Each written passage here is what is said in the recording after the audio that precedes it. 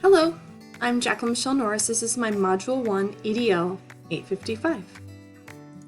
Personal demographics include that I am happily married with 3 children. I'm a teacher and I teach 8th grade science and sports medicine. Before I was a teacher, I was an opera singer in New York City, but that's a different adventure. I wasn't even sure I wanted to be a principal when I began this journey for building administrator. And then here came the turning point. I subbed as principal at my school for 1 week. Absolutely loved it. So I could see myself achieving this, and I enjoyed my time. The students were supportive and the office staff helped me immensely. I'm hooked. Here's the first of the article summaries. This article is clean and tidy, with easily outlined 7 descriptors of ethical leadership and 7 characteristics for personal ethics. You know, I really like Superman, so for me, truth, or integrity, and justice as a professional and personal ethics jumped out at me from this article. This article was very simply put, ethics refers to the right and wrong of things. There are personal ethics and there are professional ethics. Both have consequences. The personal ethics are instilled by your parents, family, and friends, and the professional ethics are instilled by the organization of which you are a part of. Article Summary 3. So I hadn't really considered that a good school with a competent leader needs a framework for its ethics. The 7 principles are a great way to start, and I'd venture that starting a committee to put such a framework into place would be prudent. Article 4. This article truly emphasized respect and hard work as a precursor to success in life. Article 5 out of 7 states that every child has a right to an uninterrupted education, and that there are 4 basic ethical principles of conduct towards students, performance, colleagues, and stakeholders. The last quote in Article 6 of 7 really hit me. The educator strives to help each student realize their potential as a worthy and effective member of society. Isn't this what we're all in the field of education for?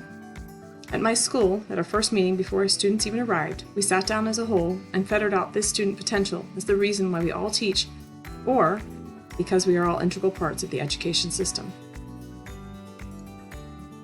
The last article is important in that the author states that many decisions stem from a personal code of ethics. These guidelines are not to be addressed one time, but used as an ongoing discussion that occurs as a way to refresh seasoned veterans and instruct new veterans. Ethics guide decision-making process on a personal level and a professional level. A solid stance on ethics determine our success or failure of a school community. So, what are the ethics and why they're important? They're important on a personal and professional level. The differences between personal and professional ethics. This is the table showing the correlations between all the articles. We were asked to denote which one of these professional and personal ethics we felt guided us and resembled us. And so my upbringing involved a very religious education in a loving environment, even if it was broken by my parents' divorce. But this upbringing guided me to education, so that I could show students that there's another way, and that they reserve the right to make choices that free them from the chains of their elders. Everyone has the capacity to do good and evil. There are choices to be made, and I strive and pray for each day that I'm humble enough to help students make choices that evolve the best versions of themselves. So what does ethical leadership look like? The school, in its healthiest form, will be viewed by its stakeholders and community as upright and moral, transparent and trustworthy. These adjectives stem from ethical leadership.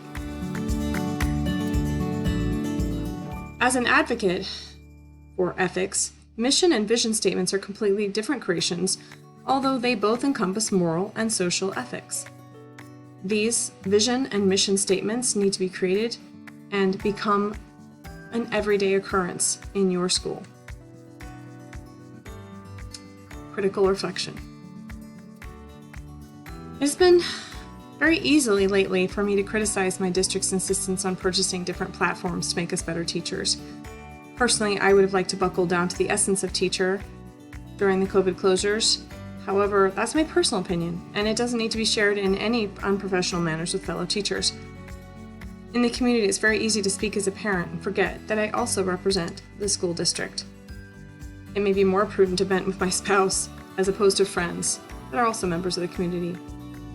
If I join the Sunshine Committee at my school, I may ease my own stress and relieve some of the stress of my co-teachers. After all, staff morale is a very important factor in the culture of a school.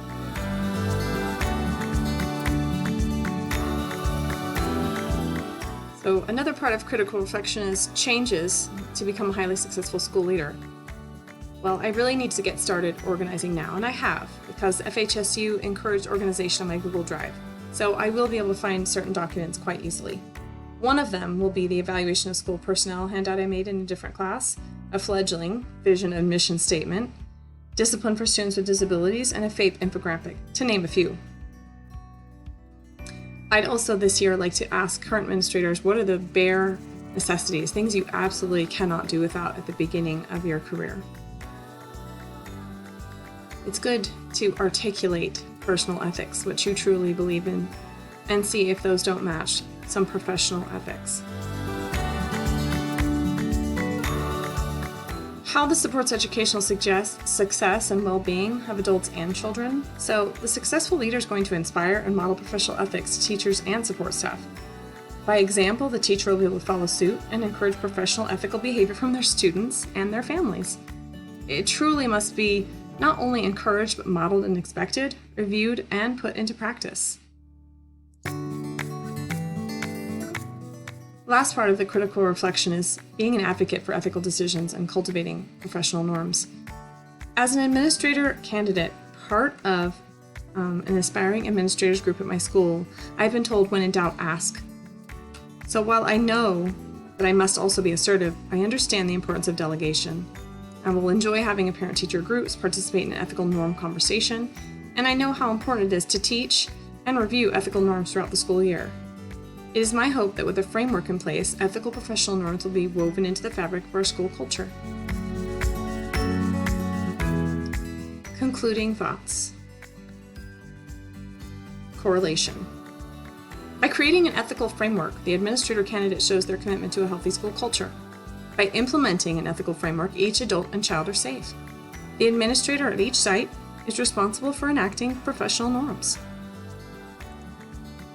Relevancy. Relevance to learning includes reminders of how to start that first job. Ethics must be on the major list of topics to have in place from the beginning. The impact of this content reminded me that professional behavior is expected and will be the telltale sign of a success or disaster of a school. Currently, at my site, there is no advocating for, cultivating, or enacting professional ethics. However, we do have a yearly digital training that reviews policies such as sexual harassment. It's not quite the same, though. I'm not privy to any challenges to school ethics. However, there have been a few reminders from our superintendent to stay neutral regarding politics in the classroom from the beginning of the year. And this was from complaints of parents. So, personal reflection. This assignment made a huge impact on my realization of other important concepts as administrator candidate. By promoting ethical norms, the positivity impacts adults and students. The importance of this information may break or make my future career as an administrator. I anticipate difficulties in any new career path. However, careful consideration, planning, organization, a good, strong moral code guide me. I will make mistakes, and I will learn, and I will grow. By cultivating and advocating professional norms, my future school is bound to be on the right track for student and staff success. These 2 pages are my references, and this is the end. I thank you for listening, and also want to thank my student Grayson for the beautiful background on the slideshow. Thank you.